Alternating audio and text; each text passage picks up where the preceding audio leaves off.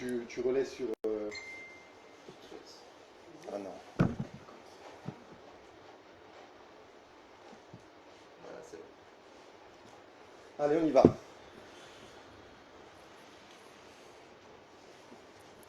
Bonjour tout le monde. Bonsoir. Je commence. Faut que je fasse attention à ce que je dise. Alors, merci au Centre Breslev de Tel Aviv d'avoir organisé cette conférence. Merci à vous d'être venus. Merci à ceux qui suivront la conférence en différé. Et nous allons maintenant commencer le sujet. Le sujet, il est un petit peu provocateur, mais tellement vrai. C'est le piège de la Emouna. La Emouna, c'est un piège. Et on va comprendre pourquoi. Parfois, on nous parle de Emouna, et la vérité, on dit n'importe quoi, au nom de la Emouna. La Emouna, c'est quelque chose de subtil. C'est quelque chose de tellement important que tu ne peux pas jeter des phrases comme ça de Emouna en disant « mais c'est ça, c'est sûr ». Ça manque un petit peu de finesse. Or, grâce à Dieu, on a des enseignements qui nous permettent de comprendre ce que c'est la Emouna, et Rabbi Nachman est un expert en cela. Et donc, on va voir cette Emouna-là, déjà, comment est-ce qu'elle peut affecter notre existence si elle n'est pas comprise et vécue telle qu'elle doit l'être. Et pour faire un lien avec le cours précédent, on parlait de la force de la pensée. Je vais partager avec vous une... Ah, j'ai pas mis le micro. Voilà. Donc pour faire un lien avec le cours précédent, où on parlait de la force de la pensée, je vais partager avec vous un verset et une explication de ce verset qui va nous introduire le sujet aussi. Alors, le verset, il est simple. Il dit « Vayavo Noach uvanav veishto unshebana vito ala teva mipene me'amabul » Donc, Noach a été avec ses enfants, sa femme, les femmes de ses enfants, avec lui, dans l'arche, à cause des eaux du déluge. Bon. Ce verset, étant donné le contexte dans lequel il se situe, il a l'air récurrent. Dire, il ne nous apporte rien de spécial. Et c'est pour ça que Rashi, sous-entendant cette question, nous dit la chose suivante. Voilà ce qu'il nous apprend ce verset. Mipne mea maboul, à cause des eaux du déluge. On sait que c'est à cause des eaux du déluge. Il dit Af Noach mekatne amana, que même Noach, il avait une petite foi, une petite émouna. Ayama amin veno ma amin, sheyavo amaboul. Il croyait et il ne croyait pas que viendrait le déluge. Donc il était apparemment dans une sorte d'hésitation. Ça va tomber, ça va pas tomber. Okay. Velo nirna sateva achedarku amaim, et il n'est rentré dans l'arche que lorsque les eaux du déluge l'y ont forcé. Voilà l'idée. Donc, pour nous dire la chose suivante, il est rentré à cause des eaux du déluge, c'est-à-dire, tant que les eaux ne sont pas tombées, il n'était pas sûr que ça viendrait. Il avait un doute. Or, ce doute-là fait dire à Rashi apparemment qu'il avait une petite foi, parce que Dieu t'a dit que le déluge va tomber. Tu as construit une arche pendant 120 ans. Donc, tu doutes maintenant que ça va se produire? C'est la question. Et c'est difficile de dire que Noach a une petite foi, une petite émouna. Pourquoi? Parce qu'au début de la même paracha, il y a marqué Noach ish tzadik, que Noach c'était un homme tzadik. Et si la Torah dit tzadik, c'est pas de la démagogie, c'est pas genre on lui fait un compliment pour l'encourager. C'est tzadik. Et quelle est la particularité du tzadik? La particularité du tzadik, nous disent les sages, c'est tzadik be'emunato yirye. Le tzadik vivra grâce à sa émouna. Et donc, si tu dis de Noach que c'est un tzadik, tu ne peux pas dire Rashi qu'il a une petite émouna. Tzadik, c'est par rapport à ta génération aussi. Non, peu importe là. Peu importe, le problème ne se pose pas ici. Quand ils disent Noach à tzadik ou Yosef à tzadik, c'est pareil. C'est un tzadik. C'est un tzadik, ça veut dire qu'il a une foi, okay, extraordinaire. La paracha, elle porte son nom. La Torah, elle dit de lui que c'est un tzadik. Elles sont les louanges des grands. Elles sont pas très... La Torah, elle n'est pas comment dire, elle n'est pas fertile en louange de grand. Quand c'est dit, c'est vraiment puissant. Il n'y a pas un mot qui est dit comme ça en plus. Okay. Donc, non, Noach, c'est un tzaddik. Il est énorme, Noach. Et puis tu dis, il est tzaddik par rapport à Abraham, genre, il n'est pas tzaddik. C'est une opinion. Il y a une opinion qui dit que non, il était vraiment le tzaddik de sa génération et que tu ne peux pas dire qu'il était moins fort que Noach. Donc, bon, c'est des débats, tout ça, peu importe. Le fait est, la Torah l'appelle tzaddik, et voilà. Et le tzaddik, sa particularité, sa qualité principale, celle qu'il explique en tant que tzaddik, c'est la foi. Tzaddik be'emunato yirye. C'est ce qui le fait vivre. Alors, pour répondre à cette question, on a un élève du Baal Shem Tov qui s'appelle Rabbi Yechiel Michal de Zlotchov. C'est un élève du Baal Shem Tov. Et lui, il dit, voilà comment il faut lire Rashi. Il dit, il ne faut pas dire Noach avait une petite émouna, mais katne amana. Il dit Noach maktine amana. Noach réduisait sa foi. Il croyait, parce que Dieu lui avait dit, et il ne croyait pas, ça veut dire quoi? Et il s'empêchait de croire que le déluge viendrait, et il n'est rentré que lorsque il était tellement évident que maintenant il n'y avait plus le choix. C'est-à-dire Noach réduisait sa foi dans la survenance du déluge. Et pourquoi? Parce que Noach sait que lorsqu'on croit à une chose, on provoque sa venue. Et donc c'était sa manière, une sorte de résistance passive de Noach, pour que le déluge ne se produise pas, de s'empêcher d'y croire. Et là, le verset est expliqué. Et donc le principe, c'est que lorsque tu crois à une chose vraiment, eh bien tu contribues et parfois tu provoques totalement la survenance de cette chose. C'est comme ça. Vous ne croyez pas au déluge noir, tu dis On peut dire qu'il croyait Non. tellement qu'à un moment donné, il s'est forcé à ne pas croire pour pas que arrive. Bien sûr qu'il y croyait. Il y croyait. Non, mais il disait même qu'il méritait, les gens de sa génération, de se prendre un déluge. Mais bien sûr qu'il le méritait, mais tu veux pas que les gens meurent quand même. Tu veux pas que les gens meurent quand même, c'est une catastrophe. C'est-à-dire que l'humanité, elle disparaît. D'où il sait qu'il va la repeupler? Lui et ses enfants, toute l'humanité. Non, il faut être humain, c'est une catastrophe. Mais il le méritait parce que c'était des gens extrêmement mauvais, mais malgré tout, ça reste des êtres humains. Et donc, sa manière d'empêcher le déluge, c'était de s'empêcher d'y croire. Voilà ce que nous enseigne Rashi. Et le principe, il faut le garder. Okay. Lorsque tu crois à une chose vraiment, tu la provoques. Tu la provoques. Okay. Par exemple, quelqu'un il croit qu'il va être abandonné. Et il a une amie. Et comme une fiancée. Et comme il a cette croyance, c'est-à-dire cette peur d'être abandonné, à l'origine provient d'une croyance que les gens qui m'aiment m'abandonnent. C'est son histoire de vie. On ne va pas développer. Son histoire de vie a ancré en lui une croyance généralement subconsciente que les gens qui m'aiment m'abandonnent. Donc il a une peur d'être abandonné qui l'accompagne. Il croit, même si c'est dans le subconscient, il croit qu'il va être abandonné. Donc maintenant, qu'est-ce qui se passe? Elle veut sortir, son amie, avec ses copines, okay, et c'est entre copines, donc il n'est pas le bienvenu. Et comme elle lui dit « je vais sortir », il commence à paniquer. Parce que cette croyance subconsciente se réveille, les gens qui m'aiment m'abandonnent.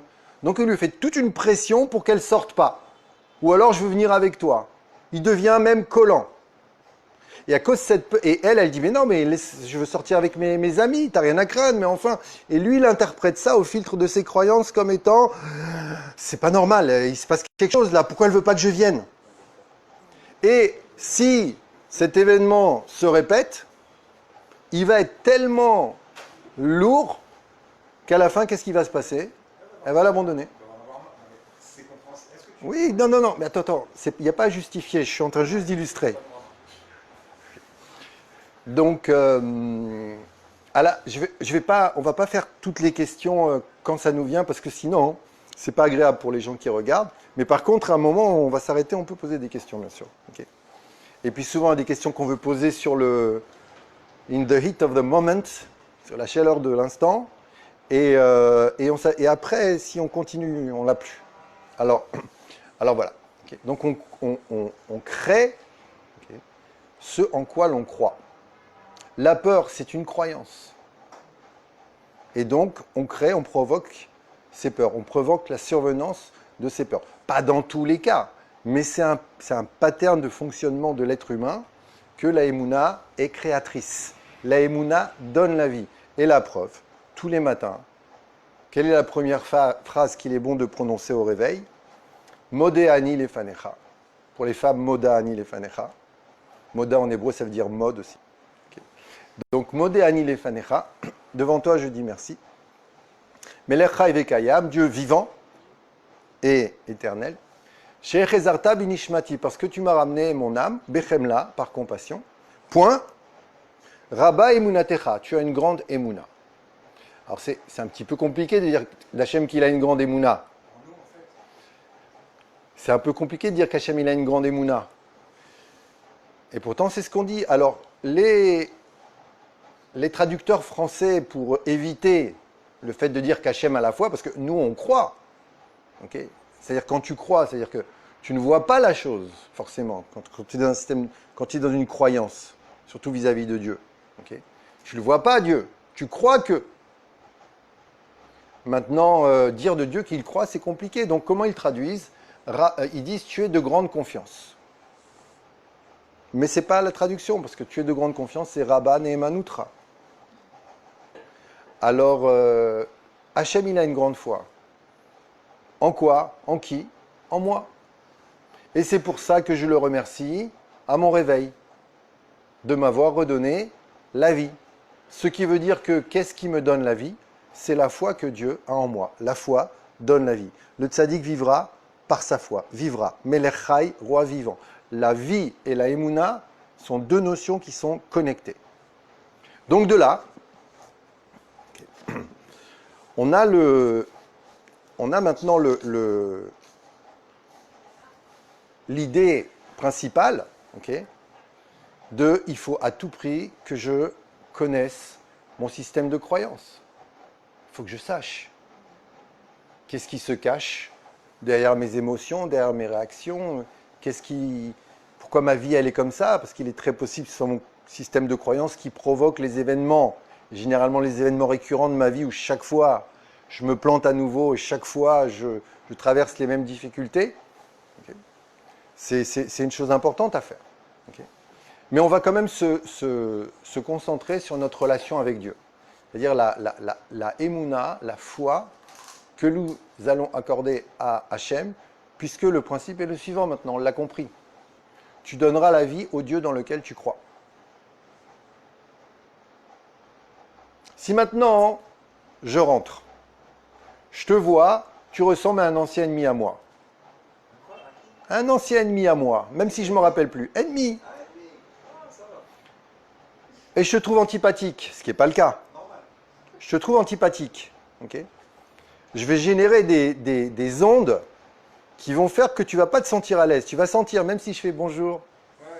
Okay, et tu vas me le rendre. Tu vas me le rendre. Parce que tu sens que les ondes, elles ne sont pas positives. Tu vas me rendre une certaine froideur. Et qu'est-ce que je vais dire, moi? J'avais raison. Okay. Donc, j'avais raison. Alors, donc tu crées le Dieu dans lequel tu crois. Voilà.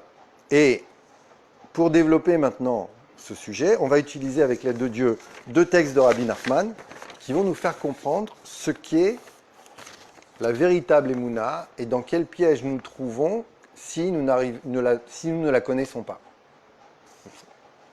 Alors, je vais vous lire. Nous dit ici Rabbi Nachman, Da, sache sache que le principe de l'exil provient du manque de Emouna. Pas de l'absence de Emouna, du manque de Emouna. C'est-à-dire que si on faisait maintenant un trait avec des curseurs, okay, on va dire ça, c'est la Emouna chez l'Ema.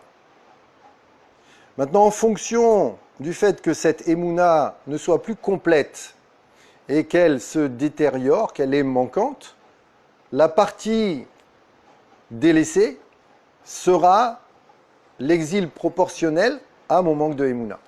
Et donc, moins j'aurai d'Emouna, et plus je serai en exil. Qu'est-ce que ça veut dire l'exil nous concernant? L'exil, c'est être loin. L'exil, c'est ne pas être à sa place. L'exil, c'est ne pas être soi-même. L'exil, c'est ne pas avoir confiance en soi, ne pas avoir d'estime de soi. L'exil nous force à faire des choses que nous n'avons pas envie de faire. Okay, nous force à nous mettre dans des situations qui sont toxiques pour nous, à fréquenter des gens qui ne sont pas bons pour nous, à accepter qu'on nous traite d'une manière qui n'est pas appropriée, ce qui nous fait souffrir. Okay, tout ça, c'est l'exil. Les galères de ma vie, mes souffrances, mes difficultés, le stress qu'elles engendrent, ça s'appelle l'exil. Ça s'appelle l'exil. Okay. Et cet exil-là, il est en proportion de mon manque d'Emouna. Maintenant, bien sûr, dans la réalité, les choses sont plus subtiles que cela. Là, on est dans le domaine du principe. C'est-à-dire que chaque individu a une singularité, une personnalité, a des domaines dans lesquels il a confiance et d'autres dans lesquels il n'a pas confiance, d'autres dans lesquels il a 75% confiance. Après, la vie, c'est un résultat de toute cette shakshuka. Okay. Mais globalement, le principe, il est comme ça. Okay. Dans le domaine d'existence où tu n'auras pas d'Emouna, okay, tu es en exil. Dans ta croyance en Dieu, si elle n'est pas complète, tu es loin de Dieu. Et, par effet domino, on va dire, loin de toi-même, loin de ta véritable dimension, puisque notre véritable dimension est divine. Se trouve dans l'âme qui nous donne la vie, qui est connectée à Dieu, et c'est dans cette âme que se trouvent les réponses dont nous avons besoin, que nous cherchons, que se trouve notre véritable identité, que se trouve notre mission de vie, la raison pour laquelle on est venu sur Terre, que se trouve notre singularité, notre noblesse, notre génialité. C'est là-bas qu'elle se trouve. Et si je n'y suis pas connecté à cause du manque d'Emouna, eh bien automatiquement, je suis loin d'Hachem. Donc c'est important de savoir en quel Dieu je dois croire. Okay. Et il nous dit, je traduis directement, donc le principe de l'exil, c'est qu'il provient d'un manque d'Emouna, ainsi qu'il est marqué dans Shir HaShirim, le Cantique des Cantiques, viens et vois du sommet de la montagne Amana, qui correspond au mot Emouna, qui est en vérité une métaphore, une parabole. Il n'y a pas de mont Emouna, qui nous explique, les commentaires nous expliquent que lorsqu'on reviendra à la venue du Mashiach en Eretz Israël, ceux qui étaient exilés reviendront en Eretz Israël, ils passeront par la prise de conscience que la raison pour laquelle nous étions en exil, c'était le manque de Amana, Emouna. Okay. Ce sera une prise de conscience. Okay. Et il dit, cette Emouna, c'est l'aspect de la prière, ainsi qu'il est marqué au niveau, lors de la guerre d'Amalek. On dit de Moshe Rabbeinu qu'il était sur la montagne et il avait les mains étendues en Emouna. Et la traduction araméenne du mot Emouna, c'est quoi? C'est en prière. Donc la Emouna, c'est l'aspect de la prière. Okay. Pourquoi? Il dit. Non, excusez-moi. D'abord, il dit, et la Emouna, c'est aussi l'aspect des miracles au-dessus des lois de la nature. Il précise au-dessus des lois de la nature parce que tout est miracle en vérité. Maintenant, il y a des miracles qui sont tellement, le jour se lève, la nuit se lève, okay, qu'on ne s'aperçoit plus que ce sont des miracles. Mon corps fonctionne, mes yeux fonctionnent, etc., etc., la vie. Okay. Mais il y a d'autres miracles qui sont au-dessus des lois de la nature. Et là, ils deviennent évidents pour nous.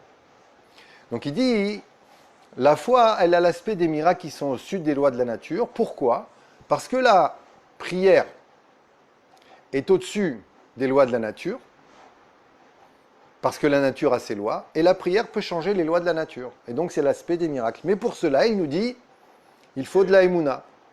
Il faut croire que Dieu peut renouveler tout à sa guise et changer les lois de fonctionnement, même naturelles, de ce monde. Et notre histoire est pleine de ces miracles, bien sûr. Okay. Et il dit le principe de cette Emouna, qui correspond à la prière, qui correspond au miracle, se trouve essentiellement en Eretz Israël. C'est en Eretz Israël. Ainsi qu'il est marqué, réside dans la terre et tu cultiveras, tu développeras ta foi. La terre d'Israël, ce n'est pas le sujet d'aujourd'hui, mais c'est une terre qui est propice au développement de la foi. Quand on arrive en Eretz Israël, si tant est qu'on ait une aspiration à la spiritualité, à la vérité, et même si on ne l'a pas, la terre va faire en sorte que tu vas perdre tous tes repères. Pas seulement parce que tu changes de pays, mais même tes repères identitaires, qui tu crois être. Il y a plein de gens, par exemple, qui croyaient être religieux quand ils sont arrivés en Eretz Israël, et puis ils ont tout envoyé balader. Il y a plein de gens qui croyaient, on l'a déjà dit, être des docteurs quand ils sont arrivés en Eretz Israël, et puis on l'a dit, pour qui tu te prends Ici, ça ne nous impressionne pas que tu sois docteur. Repasse ton diplôme, etc., etc. Okay. Il y a une perte de repères ici. Et cette perte de repères, en vérité, elle est compliquée. Parce que les repères auxquels nous nous attachons, et qui vont être détruits en Eretz Israël, sont des croyances sur nous-mêmes, sur la manière dont le monde fonctionne, qui sont fausses. Et parce qu'elles sont fausses, elles vont se détruire ici. Alors après, c'est à nous soit d'en faire quelque chose, ou soit de dire je suis un traumatisé de l'Alia, la terre n'a pas voulu de moi, okay, ou je repars, ou je reste, mais c'est dur, c'est difficile, qu'est-ce que je souffre, c'est dur, c'est dur, c'est dur, c'est dur. Et chaque fois qu'il dit c'est dur, il renforce la croyance que c'est dur, et donc il implique la vie qu'il va mener, qui va être dure. Il va attirer vers lui, il va donner la vie à des événements durs. Et il va donc lui-même créer les preuves que sa croyance est vraie. C'est comme ça que le monde fonctionne. Eh oui, je sais, c'est difficile à accepter. Je ne parle pas maintenant d'événements qui arrivent une fois comme ça. Des fois, Hachem nous met dans une situation pour des raisons qu'il connaît aussi, pour faire en sorte que nous grandissions. Okay. Mais les domaines de ta vie et la manière dont tu appréhendes ces domaines d'existence, okay, qui sont toujours les mêmes, okay, cela, c'est le résultat de ton système de croyance. Et si ce système de croyance, il est défectueux, eh bien, ce que tu vas provoquer n'est pas bon pour toi. Et en Eretz Israël, la ségoula d'Eretz Israël, la puissance d'Eretz Israël, c'est qu'elle va te dire, que tu le veuilles ou non, allez, dégage-moi ça de ça, dégage-moi ça de là. Va vers la vérité, va vers toi. Qu'est-ce qu'il dit Dieu à Abraham? Okay. Qu'est-ce qu'il lui dit?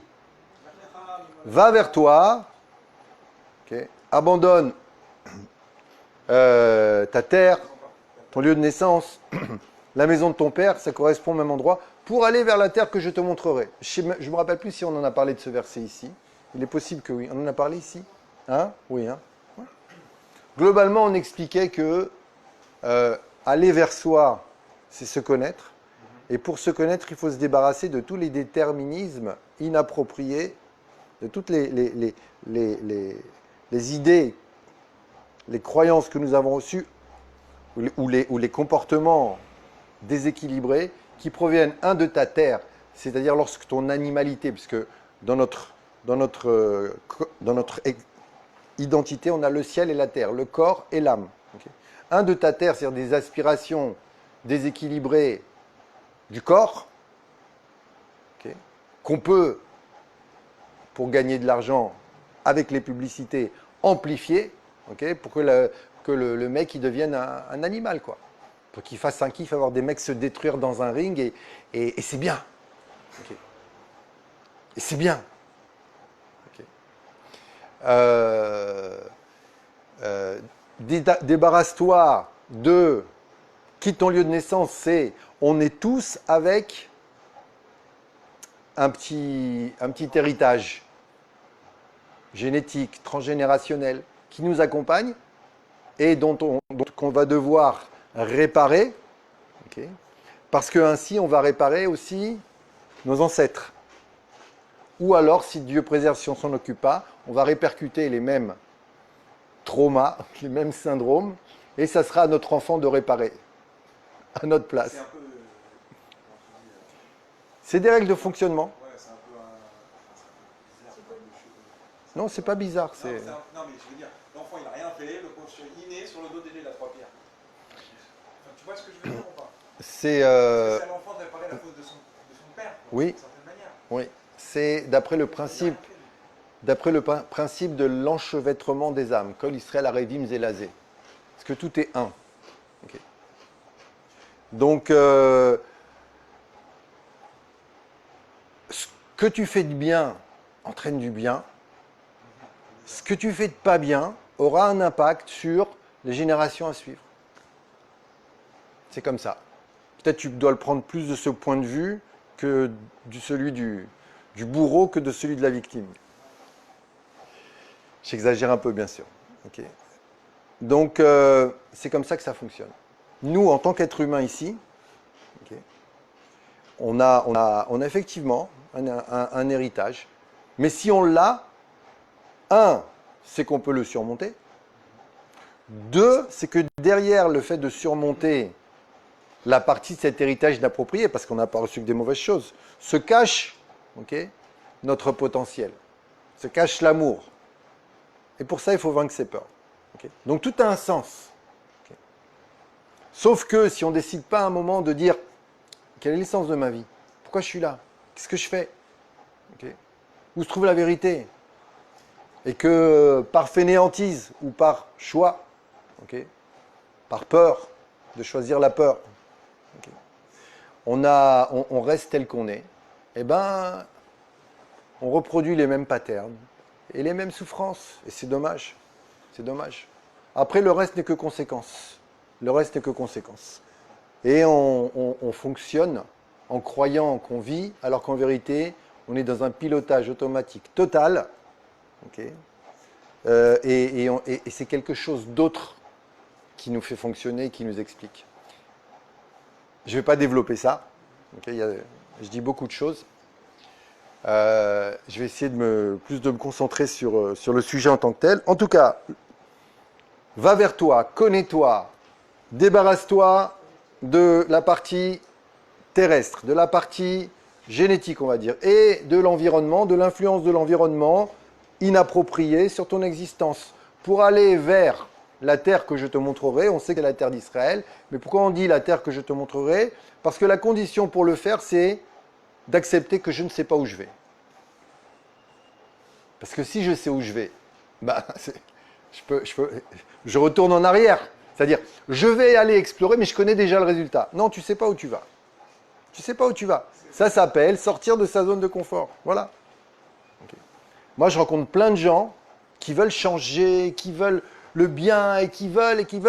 Et quand on commence à discuter, et qu'on laisse sous-entendre qu'il faudrait peut-être changer quelque chose, ou qu'on peut voir le phénomène de cet angle-là, ah non, ils savent. Non, c'est pas comme ça qu'il faut voir, c'est pas comme ça, c'est comme ça, en vérité, c'est comme ça. Ils savent tout. Ils disent, je veux changer. Okay. Ils revivent toujours les mêmes choses. Okay. Mais dès que tu es en train un petit peu de les inviter à voir différemment, ah non, parce qu'ils savent tout. Donc en vérité, tu veux changer parce que tu en as marre de souffrir, mais tu ne veux pas changer, tu as peur de changer. Admets-le. Et le changement, c'est quoi? C'est quelque chose okay, qui va te faire passer par des contrées inexplorées.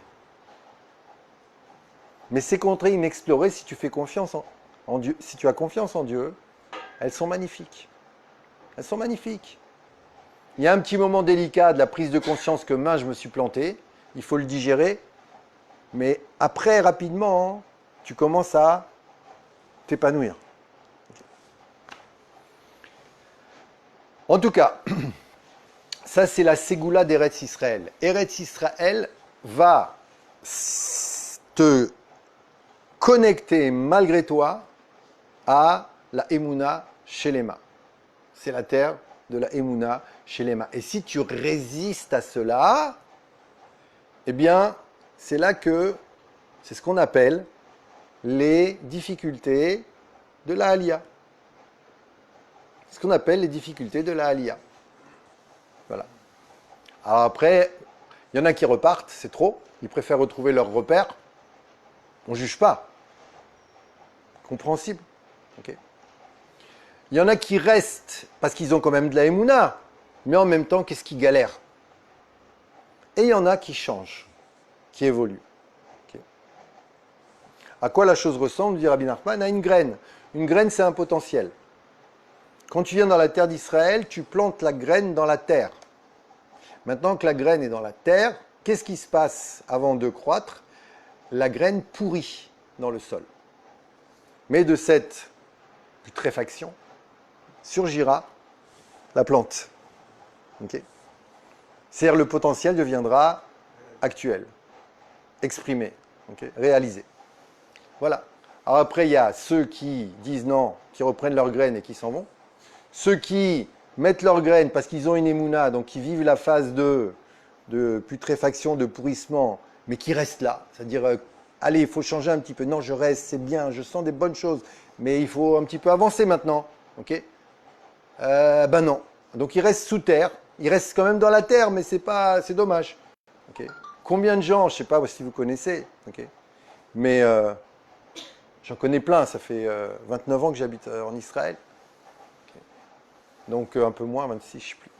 Donc combien de gens je rencontre qui te parlent de paroles de foi et qui sont heureux d'être ici en même temps, qu'est-ce qu'ils souffrent, ils te le disent, c'est dur, c'est difficile, c'est dur.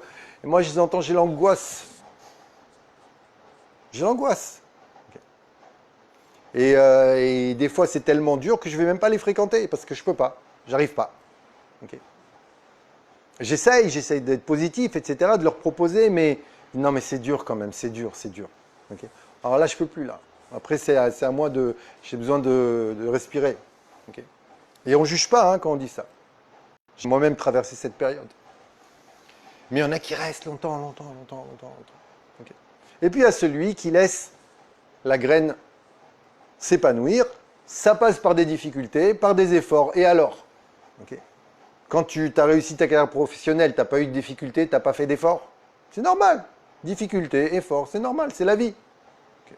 Il n'y a jamais personne qui a construit quelque chose de vrai, quelque chose qui dure, sans passer par des difficultés et des efforts. Les difficultés l'ont fait grandir, et les échecs aussi. Et les efforts l'ont porté pour arriver à produire quelque chose qui tient la route, qui vaille la peine. C'est comme ça que la vie, elle est. Et donc, il dit, et donc Eretz Israël, c'est la terre de la foi, c'est la terre où tu développes la foi, nous dit le verset. Et c'est aussi l'endroit où montent les prières, comme on le voit avec Yaakov Avinu qui se réveille du songe, du combat avec l'ange, et qui dit, il était là à l'endroit du futur temple, qui dit, Vezé Shamaim, c'est la porte du ciel, nous disent les sages. Toutes les prières passent par là. Okay. Donc tout ça, c'est un même concept. Okay. Et donc on a le concept suivant, c'est la foi, la prière, les miracles au-dessus des lois de la nature, qui nous dit la chose suivante, que si tu veux, par ta prière, changer les lois de la nature, tu dois y croire. Et ce concept peut se vivre en Eretz Israël. Voilà. Okay. Tu peux développer une telle foi en Eretz Israël. Voilà. Et il dit, et c'est la raison pour laquelle, lorsqu'Avraham Avinu s'est trompé, a eu une foi défectueuse en posant la question à Dieu, Bema Eda, qui Rachina, comment saurais-je que je vais hériter de la terre? Okay. En cela, il a eu un doute par rapport à l'héritage de la terre d'Israël, qui est l'aspect de la foi, qui est l'aspect de la prière, qui est l'aspect de l'aïmouna, et à cause de cela furent décrétés les 400 ans d'exil en Égypte.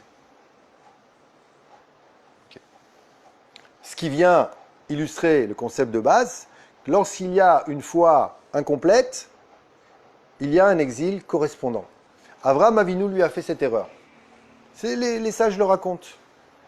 Même si c'est Avraham Avinu, et alors? C'est ça sa grandeur, c'est un homme, il peut se tromper. Et malgré tout, c'est Avraham Avinu, c'est ça qui est merveilleux. Être humain. Okay. Donc Avraham Avinu, nous dit Rabbi Nachman, voilà, il a eu à son niveau une baisse de foi, une foi incomplète, en demandant à Dieu, comment saurais-je que je vais hériter de la terre? Puisque Dieu n'arrête pas de lui promettre, tu vas hériter, ta descendance sera aussi nombreuse que ce que tu peux compter les grains de sable, les étoiles dans le ciel, telle sera ta descendance. Okay. Et Avraham Avinu, pour l'instant, il n'a pas de descendance, il n'a pas encore de fils, Sarah est stérile. Vous avez froid? Ouais, alors on peut baisser. T'as froid? Moi j'ai un petit peu froid.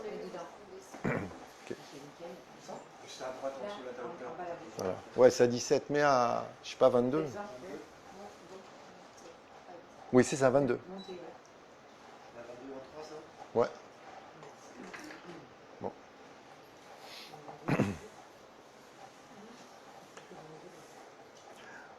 Donc, Rabbi Nachman, quand il nous donne cet exemple, ça veut dire qu'il est en train de nous faire comprendre comment, puisqu'on parle d'Avraham Avinu, comment a commencé la défectuosité dans la Emouna. Ça a commencé avec Avraham Avinu. Et c'est difficile à comprendre. Quoi, Avraham Avinu? Tu poses une question. On peut dire qu'elle est justifiée. Okay, t'as pas de descendance pour l'instant. La terre, elle t'appartient pas. Tu es seul. Et tu dis à Hachem, donne-moi un signe que je vais hériter. On peut comprendre. Et pour ça, a été décrété, je termine, l'exil en Égypte. Ça semble disproportionné. D'abord, c'est un midrash. Donc ça veut dire qu'on est en train d'amplifier un mécanisme de fonctionnement de l'être humain et du monde en général. Avraham Avinu, on a tout reçu de lui. On a reçu de très bonnes choses d'Avraham Avinu. Finalement, tout le peuple d'Israël, la Torah, la terre d'Israël, les mitzvot, etc., c'est grâce à lui.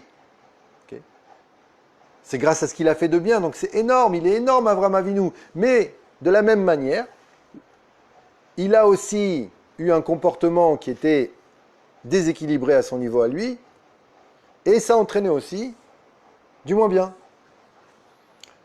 Mais le principe, on le voit. Tu as une chute d'Emouna.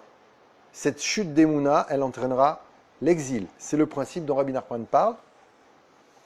Et il continue en nous disant il est impossible d'avoir la Emouna sans la vérité.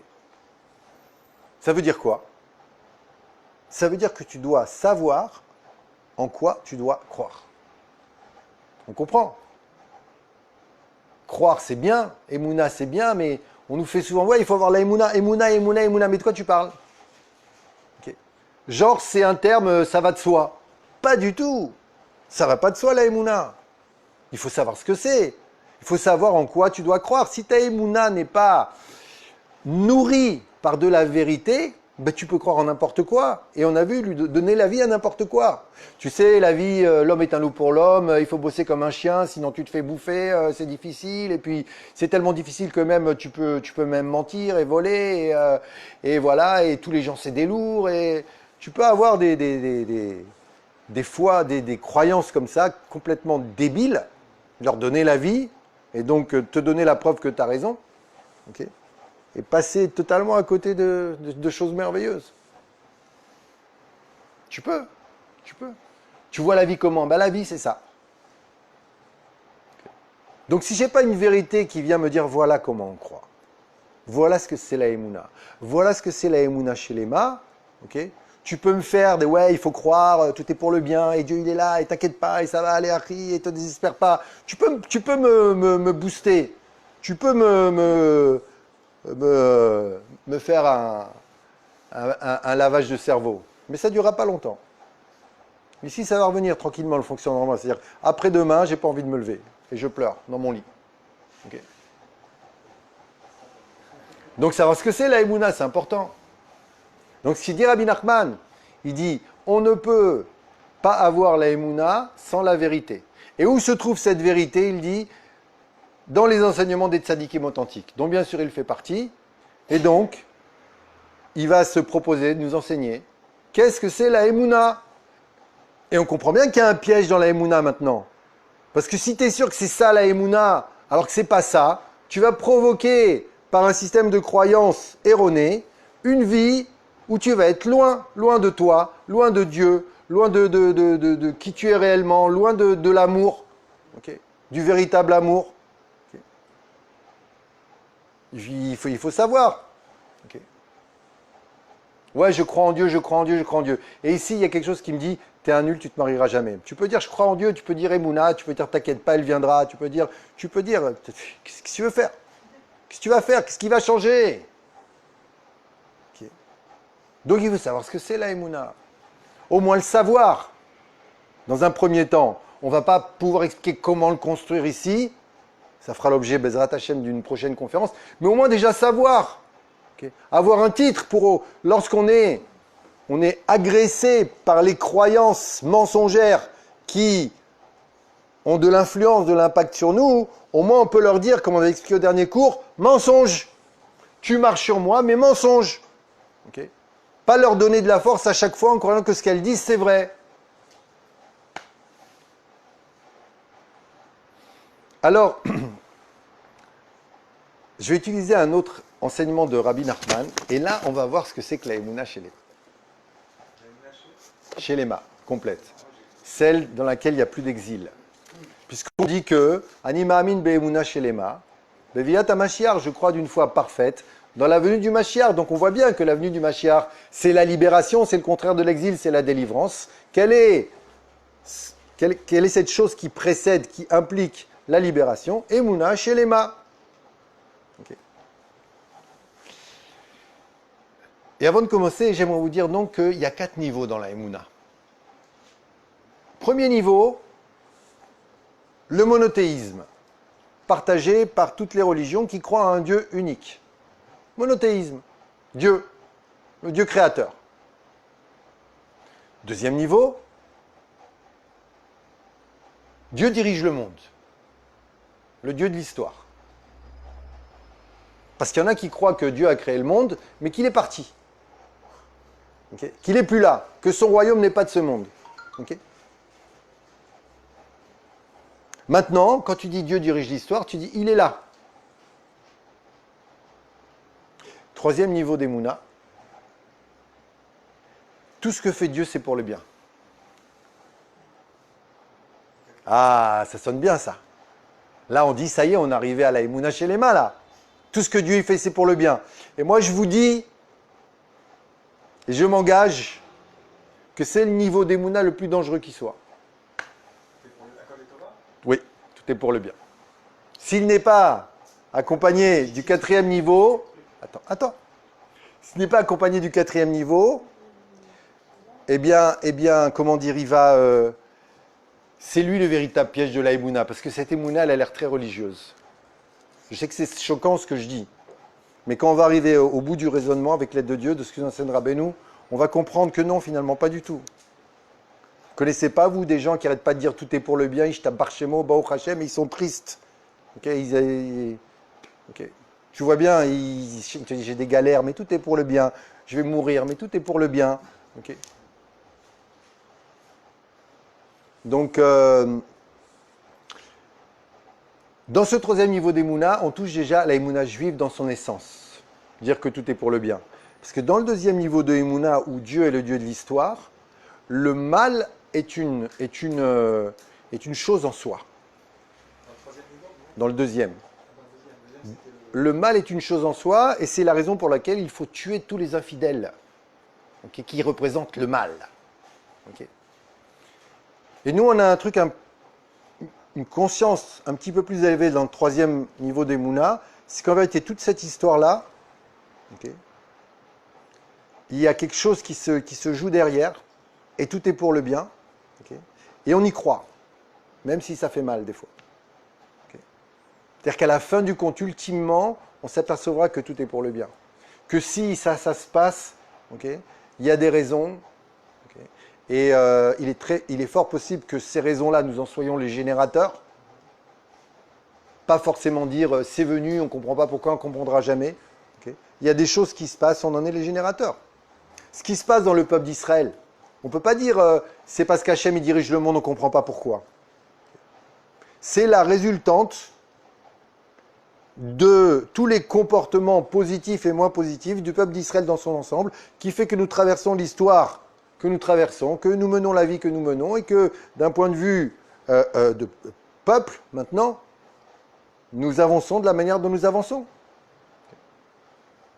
Par exemple, okay, si la Emouna était chez les mâts, par rapport aux valeurs bibliques où Dieu nous a donné la terre et elle est à nous, si la Emouna était chez les mâts, on ne donnerait pas une parcelle de terre à quiconque. Okay. Je ne rentre pas dans la politique, je rentre dans rien, j'ai pas de... Ne commencez pas les débats avec moi. Okay. Il faut dire ça maintenant, quand on est vu sur les réseaux sociaux. Okay. et le fait que des parcelles de la terre d'Israël, celles que Dieu nous a données, celle sur laquelle il dit elle est à toi, il nous dit tu la donnes pas. Le fait que notre émouna ne soit pas totale fait qu'il y a des pans de la terre d'Israël qui ne nous appartiennent pas. C'est en relation avec le manque d'émouna, par exemple, du peuple d'Israël dans son ensemble, qui se répercute maintenant sur la terre d'Israël. Alors, Baruch Hashem, on a de grandes parties. C'est aussi le produit de la émouna que nous avons eu au fil des siècles. Oui, nous reviendrions ici. Il n'y a pas que du négatif dans ce que je dis.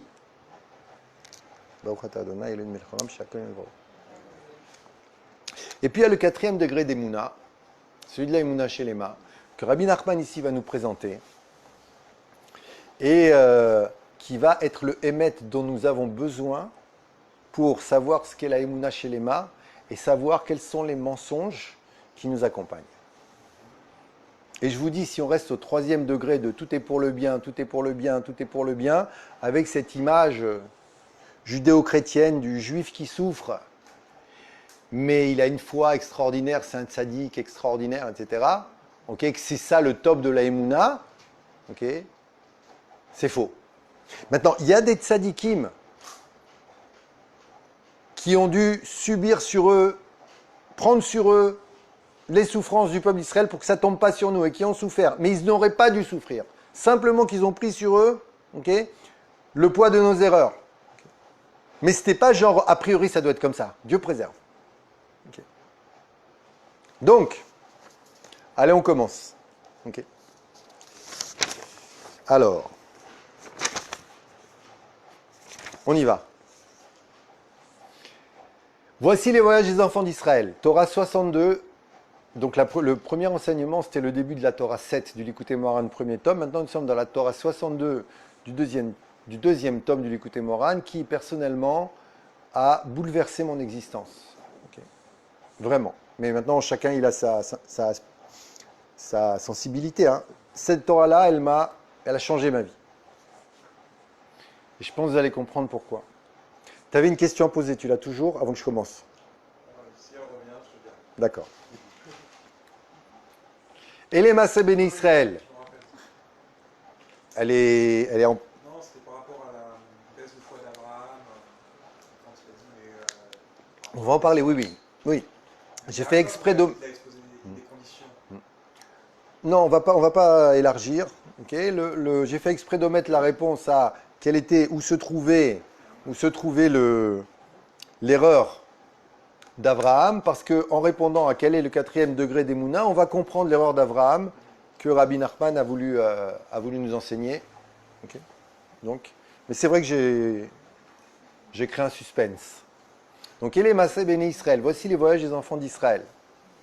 Itab Midrash, il est marqué dans le Midrash, chez Maaseh Béné Israël, que les voyages des enfants d'Israël, Daïnu Anesiot Shevni Israël Nosim Makom le Makom, c'est-à-dire les voyages que les enfants d'Israël font d'un endroit à l'autre.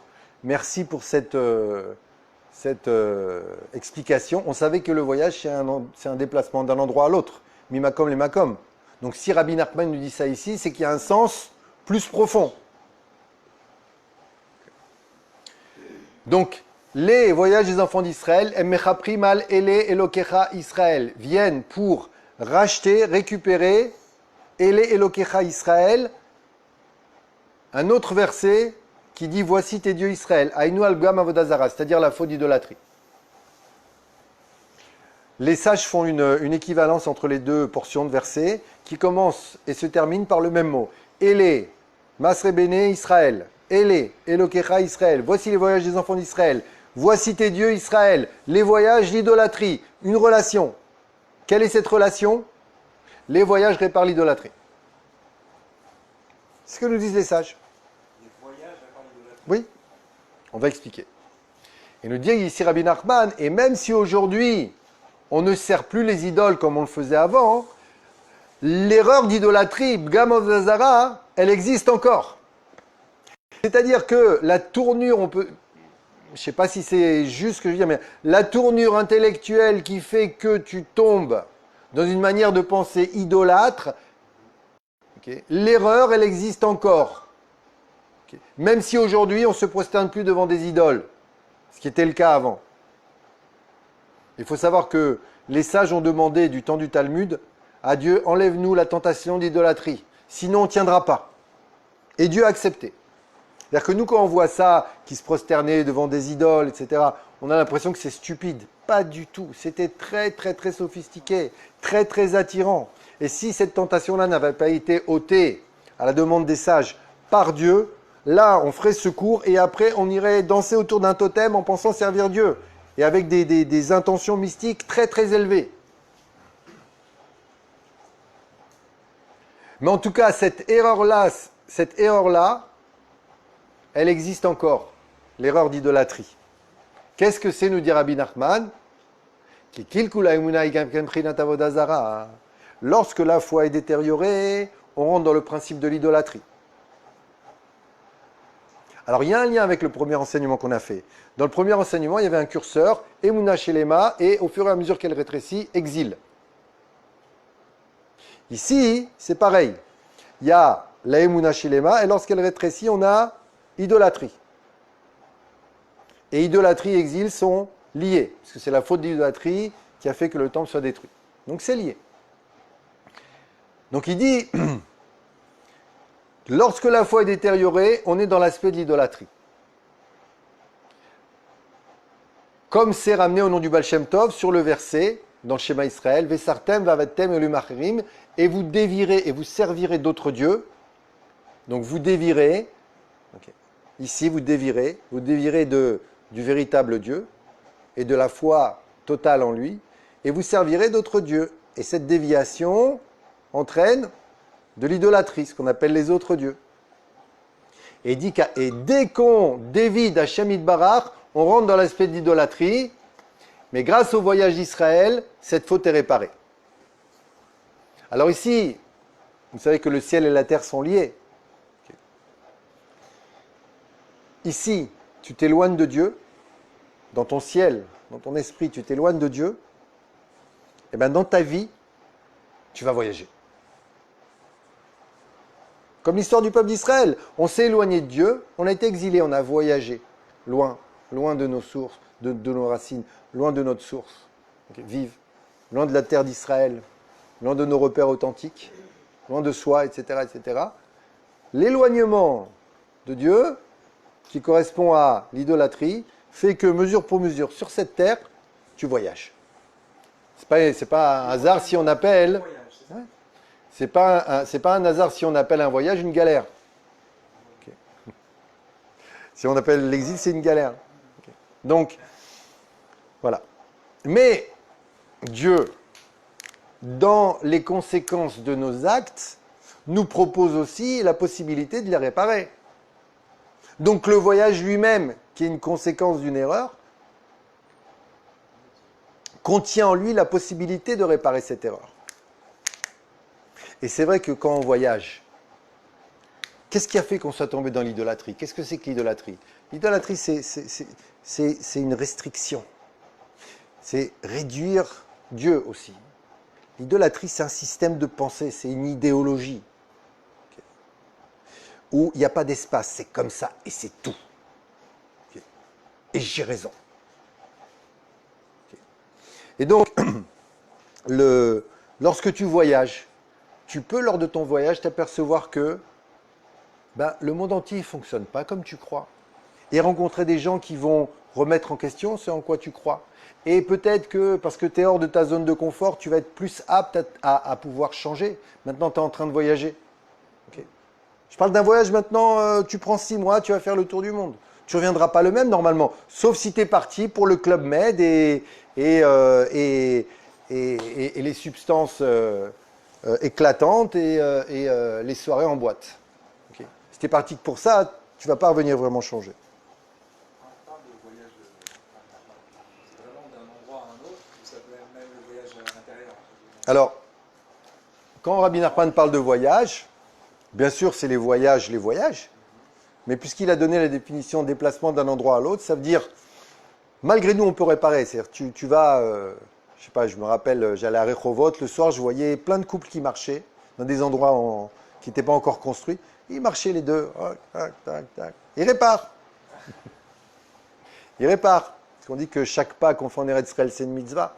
Il y a cette vertu réparatrice du jogging, de la marche. Okay. Donc il vaut mieux, donc, halakha le maaseh, il vaut mieux faire du jogging que courir sur un tapis. Bah oui, parce que là tu ne te déplaces pas. C'est dommage. Donc il dit, et le problème, regardez, mais tant qu'il y a de l'idolâtrie dans le monde, il y a de la colère dans le monde. C'est un sifri. Tant qu'il y a de la colère, de l'idolâtrie dans le monde, il y a de la colère. Parce que l'idolâtrie provoque la colère. Ben oui. Je vous donne un exemple. L'idolâtrie, c'est quoi? C'est la croyance dans les intermédiaires. C'est ça l'idolâtrie. Au début, il nous explique le Rambam.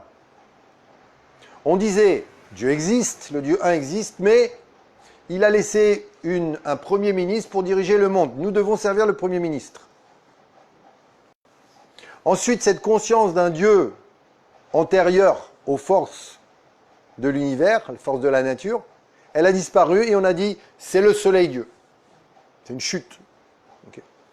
Et après, chacun a eu ses dieux. C'est une croyance dans les intermédiaires, l'idolâtrie. Okay. Alors, je vais donner un exemple maintenant, pour illustrer, mais je ne vais pas développer, pour illustrer le fait que l'idolâtrie entraîne la colère. J'ai un problème avec X. X a été nuisible pour moi, c'est ainsi que je le conçois, à tort ou à raison, peu importe maintenant. Je lui en veux, parce que c'est lui qui m'a mis dans cette situation. Je suis dans le concept de l'idolâtrie. Parce que j'ai fait de lui un Dieu, un autre Dieu. C'est à cause de lui. J'ai déconnecté Dieu de la situation. Si j'inclus Dieu dans la situation, ça ne veut pas dire que maintenant que je dois aller vers lui, je dis, j'ai compris que tu m'as donné une claque, c'est la volonté de Dieu, tiens, je tends l'autre joue. C'est pas ça que ça veut dire. Okay. Parce que même si cette situation, je dois la traverser et elle est voulue par Dieu, qui veut me montrer une erreur que je suis en train de faire, qui veut me faire grandir, etc., etc., on ne peut pas développer. Okay. Ça ne veut pas dire que si j'ai quelqu'un maintenant qui est nuisible, je ne dois pas régler le problème. L'amener au tribunal, au Beddin s'il le faut. M'éloigner de lui s'il le faut. Lui mettre une droite s'il le faut. Il y a des cas où oui, c'est permis, tu es en danger. Tu ne peux pas continuer comme ça. Okay.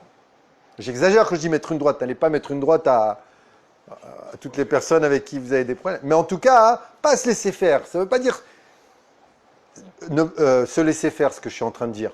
Mais ça veut dire élargir mon champ de vision et la manière dont j'analyse cette situation en y incluant la présence divine et les mécanismes de fonctionnement spirituel du monde. À ce moment-là, je ne vais plus être dans la colère. Parce que là, ma colère, qu'est-ce qu'elle fait? Mon idolâtrie, qui dit c'est toi Dieu, c'est à cause de toi tout ça. Dieu, il est bon lui. Toi, tu es un rachat. Okay. Cette colère, qu'est-ce qu'elle va faire? Je vais commencer à médire, la shonara, à me venger. Tout ça, c'est des interdits. À penser mal, à être négatif. Cette négativité, elle va m'habiter. Je serai incapable de pardonner. Je serai dans le jugement. Okay. Et ça va créer de la colère et des conflits. Okay. Donc l'idolâtrie, okay, elle provoque la colère. Et il nous dit, mais lorsque on répare la faute d'idolâtrie, c'est-à-dire qu'on répare la émouna, okay, alors la colère s'adoucit et à la place, on diffuse de la compassion, de la rachamanout. La contraire de la colère des dinim, c'est rachamim, c'est de la compassion. Voilà. C'est l'enjeu. Et rachmanout, c'est notre vision du monde. C'est notre vision du monde, rachmanout. C'est quelque chose de totalement différent. Okay. Quand tu es en colère, quand ici, là, c'est étroit, tu n'as pas la même réaction, la même vision du monde que lorsque c'est ouvert, que tu laisses de la place à l'amour. Quand tu n'es que dans le jugement, tu ne peux plus aimer. Okay. Donc, c'est totalement différent. Je me rappelle de situations où j'étais je sentais que j'avais en moi une rancœur envers quelqu'un, je n'appréciais pas cela, mais je l'avais, je ne pouvais pas la nier, c'était mon émotion. Okay. Et tout de suite après, j'apprends une bonne nouvelle où Baruch Hashem, il se passe quelque chose, que voilà, je suis inspiré, j'ai fait une prière, etc., je me sens bien. Je ne vois plus la personne envers laquelle j'avais une rancœur de la même manière du tout. Pareil avec les parents. Il y en a qui vont rester tout le temps dans leur rancœur parce qu'ils ont souffert de parents qui se sont mal comportés envers eux, parce qu'eux-mêmes avaient souffert, ils n'avaient pas brisé la chaîne. Ils avaient fait ce qu'ils pouvaient, c'était leur manière d'aimer, et voilà. Je ne parle pas des parents, pas des parents tueurs, il y a une limite à tout, mais c'est un cas, c'est la majorité des cas, c'est comme ça. Okay. Et bien tant que je ne suis pas dans cette compassion, tant que je suis dans le concept de l'idolâtrie, des dynimes, c'est de leur faute. Okay. Dès que je suis dans la compassion, je ne justifie pas pour autant leur erreur, mais je suis capable de les aimer quand même, parce que je comprends d'où vient cette erreur, et je suis aussi capable de régler cette erreur, de m'occuper moi-même de régler cette erreur. Je suis capable de comprendre des choses différemment, okay, avec beaucoup plus de profondeur et beaucoup plus d'amour. Donc, et maintenant, nous dit Rabbi Nachman que voici le principe de la Rachmanout, ce que c'est. Donc, en nous dévoilant le principe de la Rachmanout, Rabbi Nachman va en même temps nous dévoiler la Emouna Shelema. La Emouna Shelema est liée à la Rachmanout. Okay, si on fait des équivalences entre les enseignements qu'on vient de voir, okay, c'est dans quelle Rachmanout tu vas croire. Jusqu'où va la Rachmanout de Dieu. C'est ça la Emouna Shelema. Jusqu'où tu peux aller. Alors vous allez voir ce qu'il dit. Et il dit, et ce qu'il dit, ça n'a jamais été dit. Ça n'a jamais été dit. Ça veut dire, si c'est pas Rabbi Nachman qui nous le dit, tu dis, le mec qui a écrit ça, il n'est pas normal. Dieu préserve. Okay, c'est Rabbi Nachman, donc c'est pas le mec. Okay, et c'est pas normal, c'est juste génial, c'est divin. Regardez ce qu'il dit. Il dit, la Rachmanout, elle, sa nature profonde se trouve dans le verset Ve'el Shaddai iten lachem rachamim. Le Dieu Tout-Puissant donnera lachem à vous de la rachamim. Verset que Yaakov Avinu a prononcé, que Yaakov Avinu a prononcé à ses enfants lorsqu'ils ont été cherchés à manger en Égypte. Donc le Dieu Tout-Puissant vous donnera de la rachamim. À vous, lachem, daika, ce mot il est en trop. Il aurait suffi qu'ils disent El Shaddai iten rachamim.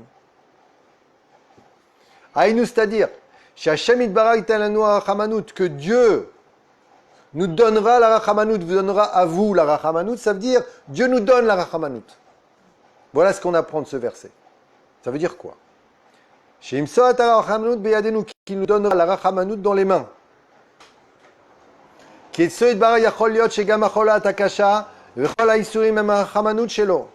Parce que quand on vit dans une existence où on passe par de terribles difficultés, comme par exemple des maladies, bien sûr que c'est Sarah Hamanout. Aussi. Mais regardez ce qu'il dit Rabbeinu. Aval anu mevakshim. Mais nous demandons. Sheiten veimsor beyadenu et Rachamanout, qui nous donne dans les mains la Rachamanout. Qui anu mevinim Rachamanout shelo. Parce que nous ne comprenons pas la Rachamanout d'Hashem Yitbarach lorsqu'elle s'habille dans des difficultés. C'est énorme. Il n'est pas en train de dire Gamzou et Tova là. Il ne dit pas Gamzou et Tova Rabbeinu. Il te dit je ne comprends pas Hachem ta Rachamanout.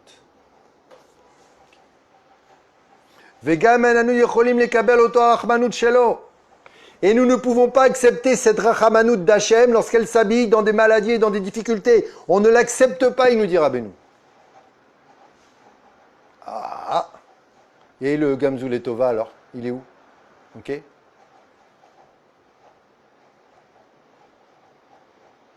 On n'accepte plus, on ne peut plus. Voilà ce qu'il nous dit Rabbeinu.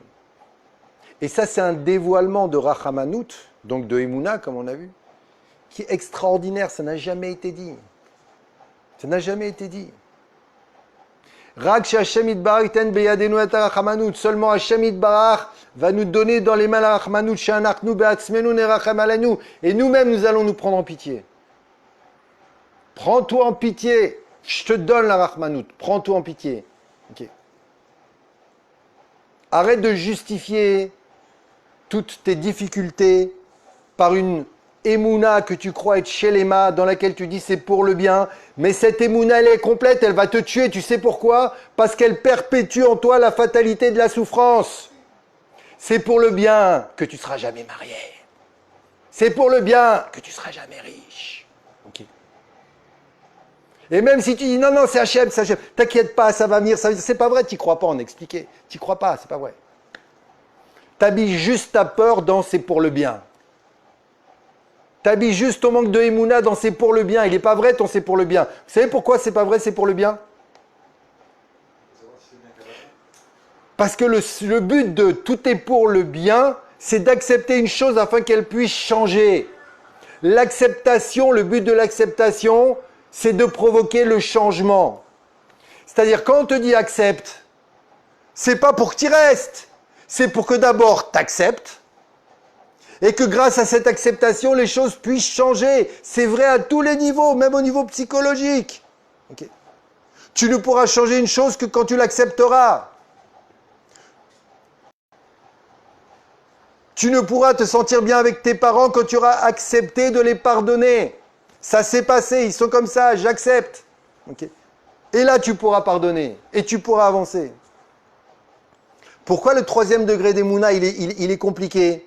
Okay. Pourquoi il est dangereux? Pourquoi c'est un piège? Parce que tu es en train religieusement, selon le principe que la Emouna, dans laquelle tu te retrouves, provoque la vie que tu vas mener, comme on l'a vu, tu es en train religieusement de donner à manger à tes souffrances.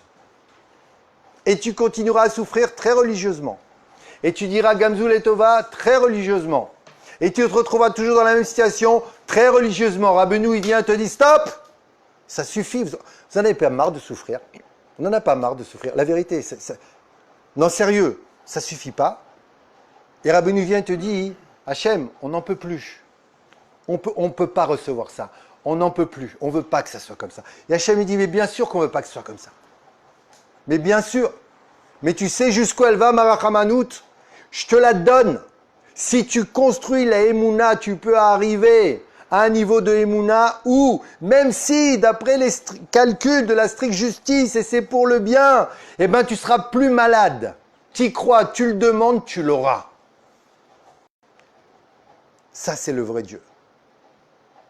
Ça, c'est le vrai Dieu. Tu veux rester dans les calculs? Alors, les calculs, eh ben, tu sais, il est fort possible que tu ne te marieras jamais. Dans les calculs, il est fort possible que toute ta vie, tu seras un pauvre. Okay. Et ça sera pour le bien. Mais c'est quoi la Géoula? C'est sortir de cette émouna-là, hein, qui vient de l'exil, qui est passive. Juste accepte.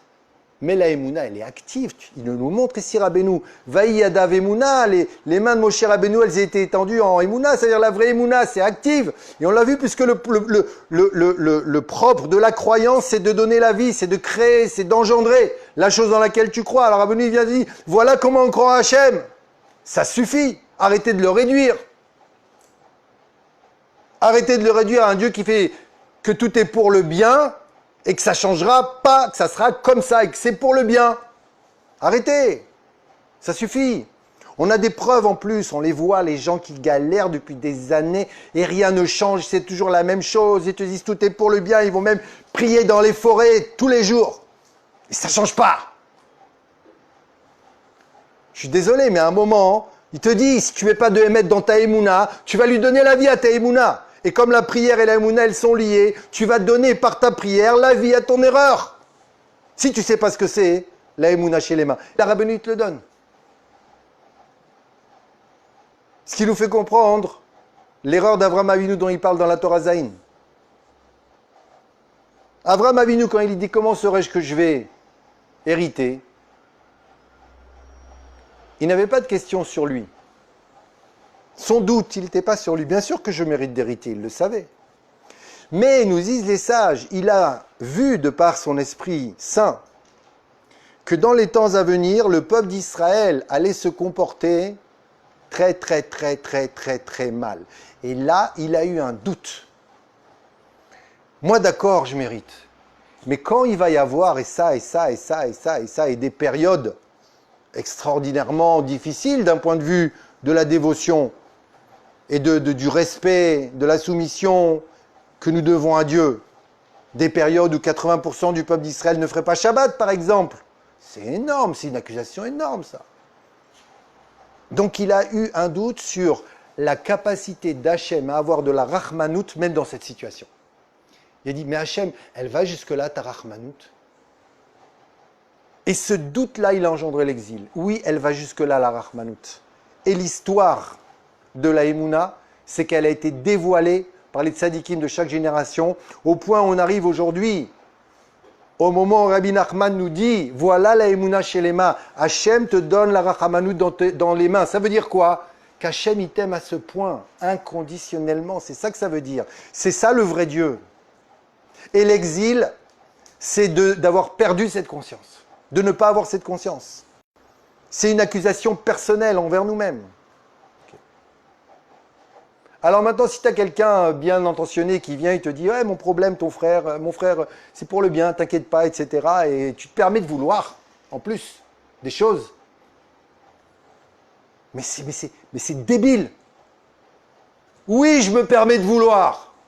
Oui, je veux, oui, je demande. Et oui, Hachem, il attend que j'ai assez d'émouna pour recevoir ce qu'il veut me donner parce qu'il m'aime inconditionnellement. Oui, c'est ce qu'il lui dit Rabbeinu ici. N'en a marre de souffrir.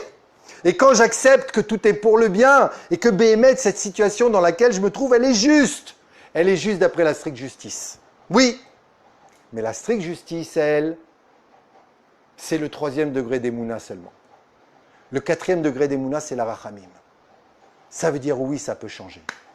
Oui, ça veut dire que j'ai le droit de te demander, Hachem, les choses dont j'ai besoin, même si je ne les mérite pas. Et tu me les donneras. Oui, c'est ça la Emouna chez les mains. Ça va jusque-là, c'est un chidouche intersidéral qui nous donne ici Rabbeinu. Vous avez vu, il a dit, tu souffres, il t'a pas dit Gamzou Letova. Il t'a pas dit Gamzou Letova, il t'a dit, on ne peut pas, on n'en peut plus, on ne peut pas recevoir cette rachmanout des coups et des maladies et des difficultés, on n'en peut plus. Bon sang de bonsoir et pitié, il dit, et pitié de toi, prends-toi pitié, il te dit, ça y est, arrête. Et un des aspects de cette pitié que tu dois avoir envers toi-même, pour qu'Akadosh Baruch Hu te la donne, elle est dans le fait que, eh bien regarde, voilà, il y a les enseignements des tzadikim authentiques qui viennent t'apprendre ce que c'est. La Emouna, vas-y, étudie-le, essaye de le mettre en pratique. Commence à t'occuper de toi, commence à te remettre en question. Arrête le pilotage automatique, arrête d'être toujours le même. Arrête de, chaque jour où tu te réveilles, de laisser passer les habitudes toxiques pour alimenter ta peur de commencer à te prendre en main. Arrête, tu es capable de faire des efforts. Tu es capable de se faire des efforts, tu l'as prouvé. Tu as fait des efforts, tu as soulevé des montagnes. Dans ta carrière professionnelle, dans ton aventure autour du monde, dans des domaines où tu voulais y aller. Est-ce qu'il y a plus important dans notre vie que le domaine où on est un être humain avec Hachem, où on donne de l'amour autour de soi, on partage cet amour, on dévoile Hachem? Est-ce qu'il y a de plus grand que ça? Il n'y a pas. Alors tu es capable de faire des efforts. Juste, mets-les au bon endroit. Mais pour les mettre au bon endroit, okay, eh ben, tu dois décider que je vais aller dans une terre que je ne connais pas. Puisque je ne me connais pas. Parce que si je me connaissais, je m'aimerais inconditionnellement. Si je me connaissais. Ça ne veut pas dire que je serais parfait, mais ça veut dire que je me comprendrais, que j'aurais de la compassion, que je saurais, oui, j'ai des faiblesses, oui, j'ai des zones d'ombre, oui, j'ai des choses qui expliquent en moi un certain défaut. Mais cette vision-là me permettra de les réparer, pas de les justifier et de les perpétuer. C'est du mouvement. La Emouna, elle change tout, la Emouna, elle est active. Tu peux tout créer avec la Emouna. Tu peux tout créer. Et Rabbi Nathan, il pose une question sur ça. Il dit, mais attends, regardez la question. Mais comment tu pourrais te permettre, il dit, c'est difficile ce qu'il dit Rabbeinu. Comment tu pourrais te permettre de demander à Hachem quelque chose, alors que cette chose, elle est mauvaise pour toi, Et il va te la donner. Qu'est-ce qu'il dit Rabbeinu? Il dit cette chose, alors il répond. Il dit ce qu'il dit Rabbeinu, c'est ça. Effectivement, si tu demandes quelque chose qui est mauvais pour toi, ok, d'après la stricte justice, tu vas prendre quelque chose qui est mauvais pour toi. Il dit, mais ce n'est pas d'après la stricte justice que tu demandes ça. C'est avec l'état d'esprit de cette Torah, et t'explique Rabbi Nathan. C'est, tu sais quoi, Hachem, ce que je te demande là, okay, c'est-à-dire, si en vérité, d'après les réincarnations et la stricte justice, etc., le fait que je me marie, c'est marqué que 2 semaines après, je dois quitter ce monde, c'est pour ça que je ne me marie pas, j'exagère. Okay, eh bien, je te dis, marie-moi, et je reste sur terre jusqu'à 120 ans, heureux avec des enfants.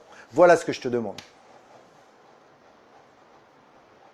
Voilà ce que je te demande. C'est comme ça qu'on demande à Hachem. Même si je ne mérite pas, même si d'après la stricte justice, si je l'avais, c'est mauvais pour moi. Voilà ce que je te demande, Hachem. Et Hachem, il te le donne. Voilà ce qu'il dit Rabbi Nathan. Il parle de cet état d'esprit. Alors, excusez-moi, mais il faut faire attention à la mélodie de la Emouna. Le but de l'acceptation, c'est le changement. Oui, j'accepte, parce que si je me révolte, ok, mais je reste dans le problème, je reste dans le noir, dans la négativité, je m'éloigne encore plus d'Hachem. J'accepte que c'est comme ça, oui, d'après la stricte justice, bien sûr que c'est comme ça, ok.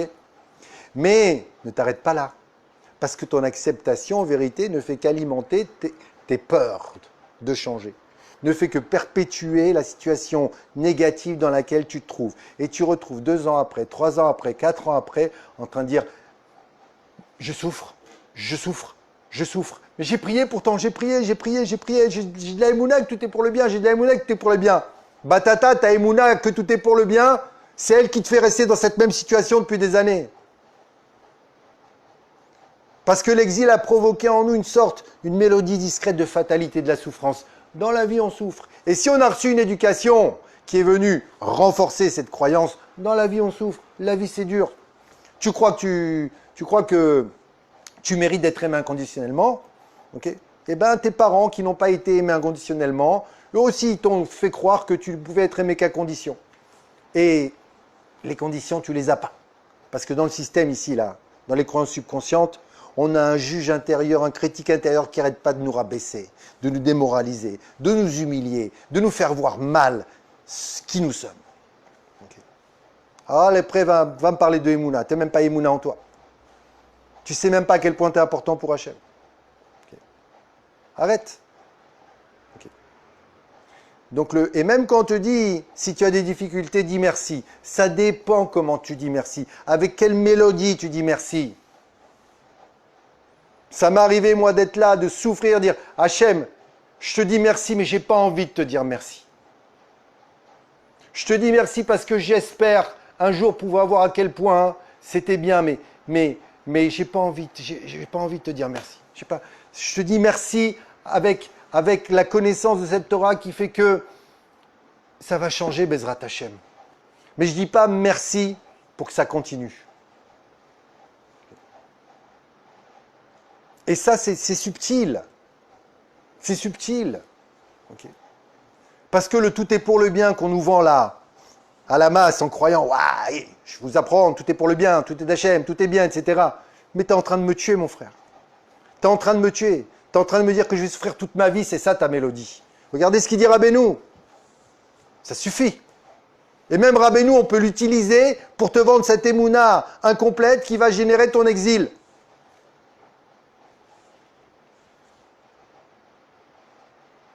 Il dit, il dit chez nous, la rachamanout, c'est simple. Les trapé minachol, c'est basé, je suis malade, je ne veux plus être malade. C'est tout. Vezéo Israël, et c'est ça Israël. Rachet Tevot qui correspond aux initiales du verset, El Shaddai iten lachem rachamim. Le Dieu Tout-Puissant vous donnera la rachamim. C'est notre essence. On ne sait pas à quel point on est important pour Hachem. On est bloqué dans notre exil. On est loin de lui. Et on en fait un autre Dieu. Parce que vous avez compris que c'est quoi l'idolâtrie maintenant? C'est une perception limitée de Dieu. Quand il nous dit au début, c'est quoi le voyage? C'est un déplacement d'un endroit à l'autre. Il dit, mais Makom, les Makom. Mais Makom, c'est un nom de Dieu. Makom, la valeur numérique de Makom, c'est 286. Tu prends Yud, Ke, Vav, Ke, tu les multiplies chacune par leur propre valeur. Yud c'est 10, 10 fois 10, et par E, Vav par Vav, et par E, tu as 286. Makom, c'est les sages de la Kabbalah qui enseignent ça. Donc c'est quoi passer d'un endroit à l'autre? Pourquoi il nous a précisé au début passer d'un endroit à l'autre? Pour nous dire que ce voyage-là que tu vas faire, qui va réparer l'idolâtrie, qui va réparer ta foi, c'est un voyage, une perception de Dieu à une autre. Là, ce qu'on a entendu aujourd'hui, on ne peut plus croire dans le même Dieu. On ne peut plus croire dans le même Dieu quand on entend Rabbeinu nous parler comme ça. C'est plus le même. C'est pas le même maintenant. Tu peux pas me dire, oui, oui, je le connaissais, c'est lui, oui, oui, c'est... Okay. Non, c'est plus le même. Car Rahmanout Nassé Aliédé Massé Ben Israël, il en comprend si on dit, la Rahmanout se fait grâce au voyage des enfants d'Israël. C'est-à-dire que lorsque tu enlèves l'idolâtrie, lorsque tu apprends grâce au tzadikim, qu'est-ce que c'est la Emouna chez les ma, et que tu apprends à avoir de la Rahmanout d'abord envers toi. Arrête d'être dur et tu seras moins dur envers les autres. Et tout s'ouvrira, tout deviendra possible. Et ta relation avec Hachem, elle sera vraie. Parce que sinon, tu risques de la limiter par tes croyances qui sont basées sur une foi incomplète dans Dieu, même si tu es très, très, très, très, très, très religieux. C'est pas de l'espoir, ça, c'est pas de la Géoula. Franchement. Okay. C'est pas du Gamzul et Tova. C'est pas du 3e degré d'Emouna, ça. C'est le 4e degré d'Emouna. C'est-à-dire une croyance absolue dans l'amour inconditionnel d'Hachem Yitbarach, au point qu'il me dit, si tu as cette émouna, mon fils, dans ma rachamim, je te donnerai tout ce que tu veux. Même si à côté de toi, il y a des gens qui veulent te faire croire qu'il faut baisser la tête et accepter, et quand ça viendra, ça viendra. Fait, oui, mais ça fait depuis 10 ans qu'on dit quand ça viendra, ça viendra. Okay. Et Rabbeinu fait ce dévoilement qui est un dévoilement ultra atomique, Bezrat Hashem, que Bezrat Hashem on le vive. C'est-à-dire qu'on a un travail à faire sur nous. Déjà prendre conscience de cette dureté, de cette idolâtrie qui alimente nos croyances. On peut commencer avec nous. Qu'est-ce que tu crois de toi? Tu as une mauvaise image de toi. C'est un mensonge sur toi. C'est de l'idolâtrie. Alors ne lui donne plus la vie pour l'instant. Ne lui donne plus la vie. Et tu peux commencer à parler à Hachem Yitbarach tous les jours. Mais au vrai, celui-là, là. Celui qui ne veut pas que tu souffres. Celui-là, là. Tu peux commencer à lui parler. Afin qu'il te donne des conseils qui t'aident à aller vers cela.